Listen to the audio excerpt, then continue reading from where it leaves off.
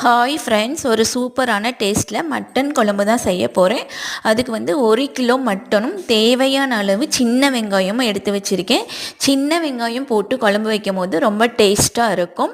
எடுத்து வச்சுருக்க மட்டனோட கல்லுப்பு மஞ்சத்தூளும் போட்டு நல்லா வாஷ் பண்ணிக்கிட்டு அது ஒரு குக்கரில் சேர்த்துக்கணும்.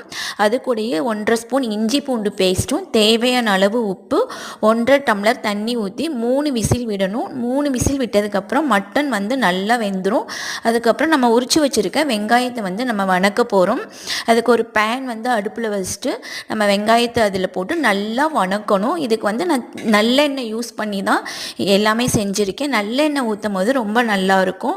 அது கூடயே கொஞ்சம் சோம்பு நம்ம சேர்த்துக்கணும். நல்லா வெங்காயம் வந்து நல்ல எண்ணெய் ஊற்றி நல்லா வணக்கணும். நல்லா வணங்கினதுக்கப்புறம் ஒரு மிக்ஸி ஜாரில் போட்டு நல்லா பேஸ்ட் மாதிரி அரைச்சி வச்சுக்கணும்.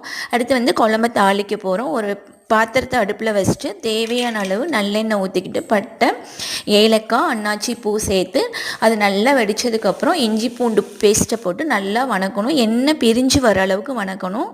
இஞ்சி பூண்டு பேஸ்ட்டு வணங்கினதுக்கப்புறம் வெங்காய மசாலாவும் சேர்க்கணும். அதே மாதிரி தான் அதுவும் நல்லா எண்ணெய் பிரிஞ்சு வர அளவுக்கு வணக்கணும். அப்படி வணக்கும் போது தான் வந்து நல்லாயிருக்கும், டேஸ்ட்டாக இருக்கும்.